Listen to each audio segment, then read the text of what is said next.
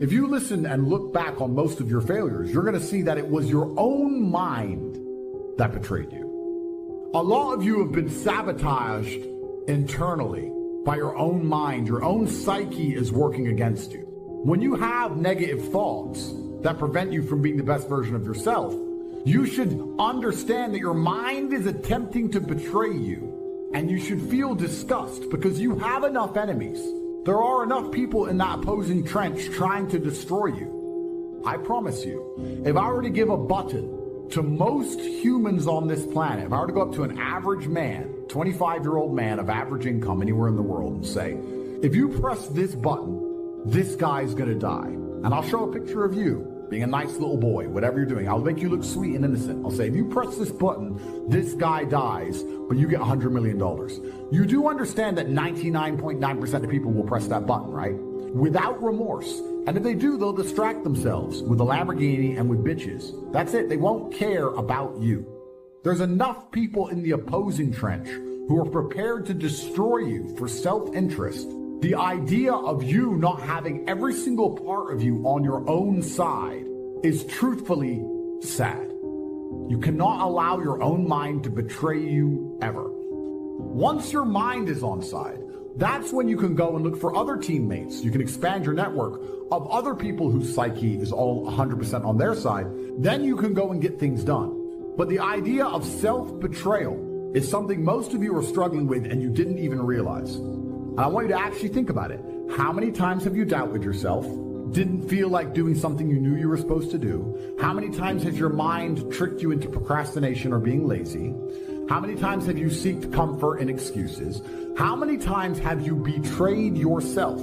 Don't worry about your enemies attempting to crush you. It wasn't your enemies that tricked you. It wasn't your enemies that outmaneuvered you or outsmarted you. You were simply self-betraying. And until you identify that pattern, then you're always going to lose against people who fully believe in themselves. Most of you do not use your mind for what it's for. You've forgotten how to imagine things. You should be able to close your mind and imagine the life you want to live so viscerally, so to the point where you can taste it, so that this reality, the one outside of your mind, feels like nothing but a prelude, which allows you to get where you want to go. If you ask any champion of anything, they always envision themselves as champion all of the time. And the reason they do that is, one, so they feel confident, but two, so that if they don't become champion, they're more angry and more motivated for the next attempt to ensure that they do become champion. If you lose, you would have spent so much time imagining it that you're really going to want it. And because you're really going to want it in your mind, you're going to be more motivated to work hard than ever before. But you cannot close your eyes and vividly imagine. You can't evoke an emotion in yourself anymore. This is an age-old skill that humans had very recently up till social media. Watch your friends when they're on TikTok. How long can they even focus on a video before they have to change? Half a second? All of your minds are broken. You can't even focus on anything anymore, to the point where you can't even appreciate the good things in your life. You're distracted. Your minds are broken. You need to rewire your mind and resist the slave programming. If you cannot control your own mind, then you are just a feather in the wind of life, because your own mind is the only thing you can control. You can't control the weather. You can't even control whether your heart stops beating. You might have a heart attack tomorrow. If you cannot control your own mind, then you go through life with zero control. A lot of people constantly asking me similar sounding questions about some degree of doubt that they seem to have in their mind when it comes to their capabilities or their intentions. There's so many people who doubt themselves or doubt what they're capable of doing. And your mind, at least, needs to be an absolute monarch. I cannot remember the last time I won anything unless I was winning by force. There's no easy ride to the end. There's no democratic, smooth sailing, fair election, liberal bullshit versus conservative, we won the vote crap to the end goal. You're only ever going to win by force. So even if you're living in the West, when you understand you're living in a false democratic system, your mind must be an absolute monarchy where your commands are instantly obeyed and you instantly comply with your own mind. If your mind says, I'm going to train today, Your body must instantly comply with the overlord, which is your intention. You know, people talk about motivation all the time, and I'm tired of getting asked this fucking question. Let me explain something to you about motivation. If you felt like doing something and you didn't do it, you were never motivated. How you feel has absolutely nothing to do with motivation. Motivation can be measured purely by the action in and of itself. Did you take action? If so, you were motivated enough to do it. Even if you didn't want to do it, even if you hated the idea of doing it and was resentful about the fact you had to do it, that is motivation. Because when you look at words like procrastination, they give big fancy titles for this. What procrastination is essentially is wanting and needing and knowing that you must do something and disobeying yourself. That's the most ridiculous thing in the world, because if you can't listen to yourself, how do you expect anyone else to ever listen to you? If you can't listen to your own commands, you have no chance of having authority over everybody else, because people can smell it. They can tell a dosser when they see one. So in a democratic society, if you're unhappy with your ruler, you simply try and vote for somebody else, assuming democracy is real, which we know it isn't. In a kingdom, in an absolute monarchy, if you're unhappy with your ruler or you're unhappy with the country, you leave. And I think men at home today need to be absolute monarchs over their lives, and anyone who's unhappy with your leadership has every right to leave. Let's imagine this. You're an absolute monarch of your life.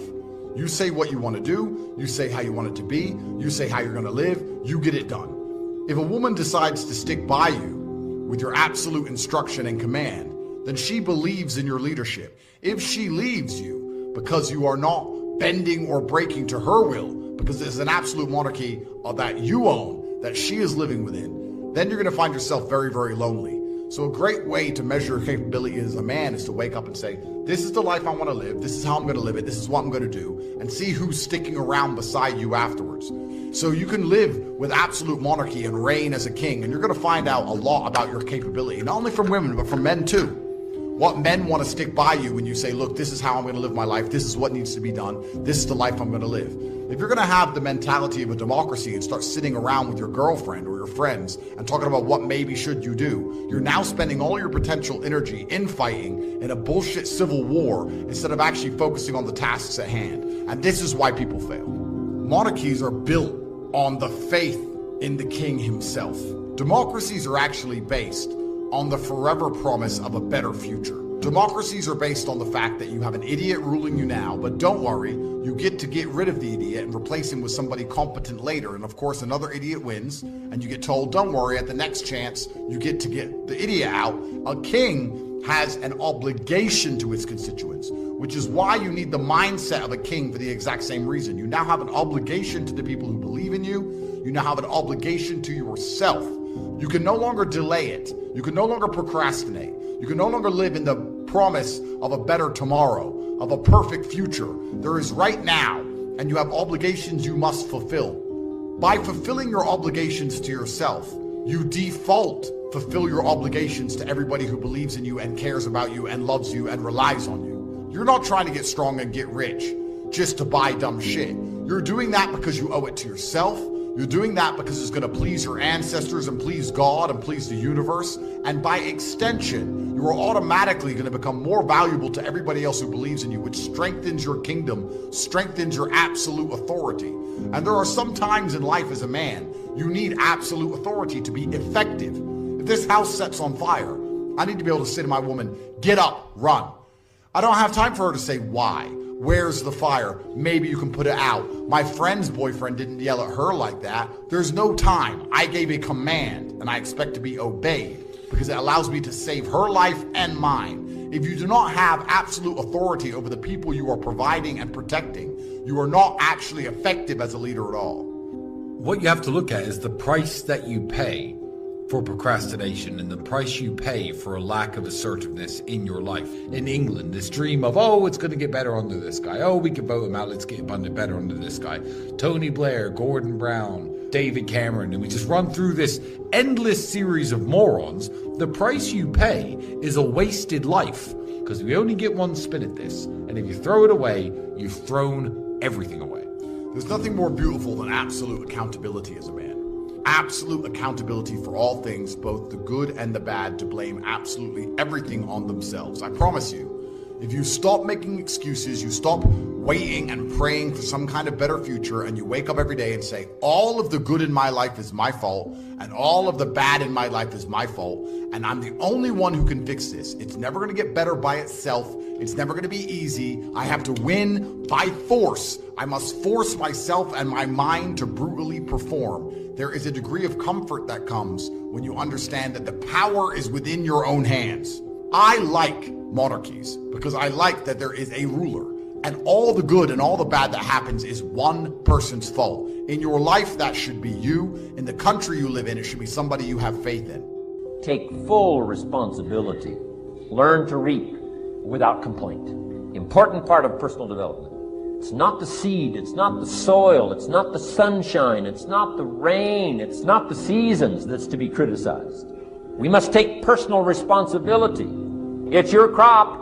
Whatever you've reaped, it's your crop. Take responsibility. No complaint. And here's the next one. No apology. The best of human maturity is no apology if you've done well, and no complaint if you haven't. It's the day you know you've passed from childhood to adulthood. The day you accept full responsibility. What boys do is they point the finger at other people. When there's a challenge and you start pointing the finger, you'll never get to the next level. As soon as you start saying it's somebody else's fault, what you do is say, I'm a child and I need somebody grown to handle this. You need to look at yourself in the mirror and say, why are you only giving 50%? What's wrong with you? You've never looked at yourself in the mirror and said, you let you down. I take full responsibility and I'll do whatever it takes. I'll get up, I'll stay late. And that's why you point the finger, because you don't like how the pain feels. You ain't ready for the pain. You owe yourself. I didn't get here making excuses. No, my mama don't have no network. No, I'm not at a country club, but I'm still gonna be successful. And can't nobody stop me but me. Can you get stronger in handling life situations? Of course. But you got to go to work on yourself. You can't blame out there wishing it was easier. Wish you were stronger. I know you don't want to wake up. You don't have an option. Get up. You got to get to a point where you're disciplined. Commitments don't have nothing to do with your feelings. You do it because you're supposed to. It might require you saying no to your friends. It might require you changing your diet. I had to look at all the things that I didn't have control over and say, I got to take control. No more playing after today. I need you to take control. I'm talking about you. The only person that you can actually control. You. You're not going to argue with yourself about what mentality you should have or how you should implement a mindset to be most combatively effective if you're already working the best. You're not going to doubt your mind if you're already massively successful in all realms. How can you tell me that my mindset is wrong and the way I think and act is not the correct way to be a man if I ruthlessly outperform everybody? Why would I want the mentality of these little trolls who nobody even knows who they are? Why would I want to adopt the thinking of sad losers when I can be a competent, capable, and happy winner? If you start to succeed in the way you need to succeed, you will no longer doubt your thinking patterns. Why would you go to a therapist and beg them to change the way you think and feel if it was leading you to where you wanted to go? If the way you thought and the way you felt, even if it wasn't a positive feeling, was giving you the results that you wanted, you would still want to retain that mindset. Isn't it beautiful for a man to turn up, try his absolute best, and be completely responsible for the results? There is nothing better as a man than to turn up and get a fair shot. You should want as a man to be judged for who you are and what you're capable of. You want to just say, here's who I am, this is what I can do, give me a fair chance. And you want to be the kind of man who says, if I have a fair chance, I'm going to win because I believe I can work harder than everybody else.